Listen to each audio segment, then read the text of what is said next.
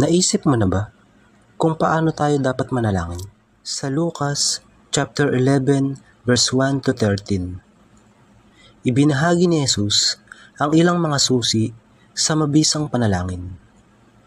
Mula sa Ama namin hanggang sa pagiging persistent sa ating mga hiling. Natagpuan ko din dito ang malalim na mga aral tungkol sa panalangin na nagpabago sa aking pananaw. Tara, samahan niyo ako mga kapatid sa pag-unawa sa mga turo ni Jesus tungkol sa kung paano tayo dapat manalangin.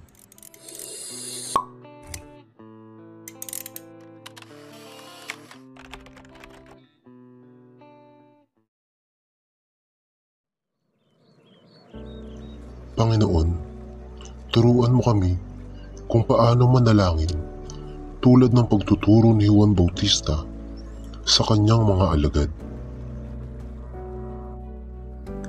Kapag nananalangin kayo, sabihin niyo sa Ama, Ama, sambahin nawa ang ngalan mo. Magsimula sana ang iyong paghahari. Bigyan mo kami ng aming makakain sa araw-araw.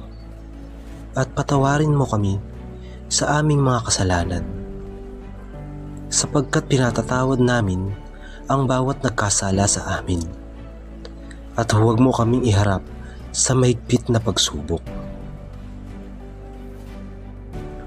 Kung isa sa inyo ay may kaibigan at pumunta siya rito sa hating gabi at sabihin, Kaibigan, pahiram ako ng 3 tinapay. Sapagkat dumating ang kaibigan ko mula sa paglalakbay at wala akong maihain sa kanya. At sasagutin siya mula sa loob, Huwag mo akong abalahin. Sarado na ang pinto at nasa kama na kami ng aking mga anak. Hindi ako makabangon para bigyan ka.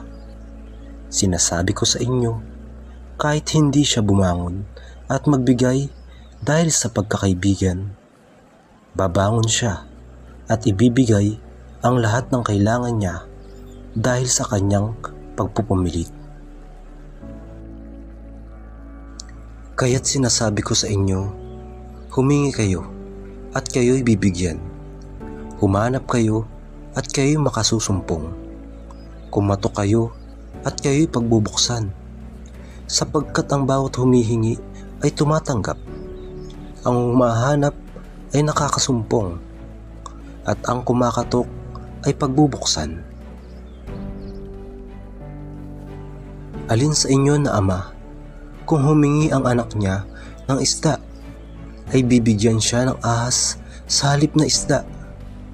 O kung humingi siya ng itlog, ay bibigyan siya ng alakdan? Kung kayong masasama ay marunong magbigay ng mabubuting bagay sa inyong mga anak, gaano pa kaya ang Ama sa langit na magbibigay ng banal na espiritu sa mga humihingi sa Kanya? Sa Lucas chapter 11 verse 1 to 13, mga kapatid, maraming aral ang maaaring matutunan natin tungkol sa panalangin at sa ating relasyon sa Diyos. Number 1, kahalagahan ng panalangin.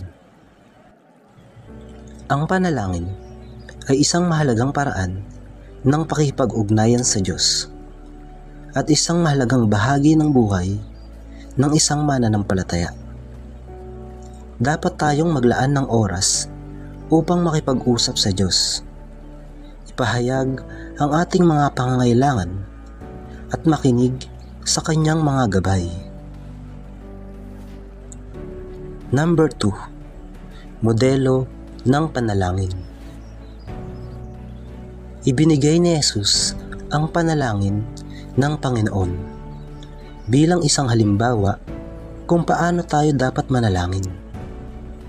Sa panalangin ito, binibigyang diin ang pagpapabanal sa pangalan ng Diyos, ang pagdating ng Kanyang kaharian, ang pagbibigay ng pang-araw-araw na pagkain, ang kapatawaran ng mga kasalanan, at ang pag-iwas sa tukso.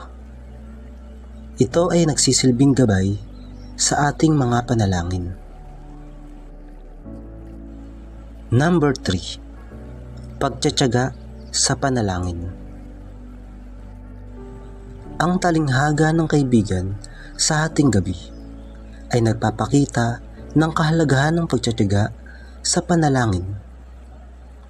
Kahit na ang isang tao ay maaaring mag-atubiling tumulong, ang paulit-ulit na pagsamo ay maaaring magpabago ng kanyang isip. Ganito rin ang Diyos. Ang kanyang pag-ibig ay tumutugon sa ating matapat at paulit-ulit na panalangin. Number 4. Pagkabukas palad ng Diyos. Ang Diyos ay isang mapagbigay na Ama na handang tumugon sa ating mga panalangin. Ipinapakita ni Jesus na ang Diyos ay handang magbigay ng mabubuting bagay sa kanyang mga anak. At higit pa rito, handang ibigay ang banal na Espiritu sa mga humihingi. Number 5. Pananampalataya at pagtitiwala. Kailangan nating manalangin ng may pananampalataya at pagtitiwala sa Diyos, dahil Siya ay handang tumugon sa ating mga panalangin. Ang pagtitiyaga sa panalangin ay nagpapakita ng ating determinasyon at pagtitiwala sa Kanya. At number 6, espiritual na paglago. Ang panalangin ay hindi lamang para sa pagtanggap ng mga material na bagay, kundi para rin sa espiritual na paglago. Sa pamamagitan ng panalangin, mas mapapalapit tayo sa Diyos at mas mauunawaan ang Kanyang kalooban para sa atin, mga kapatid.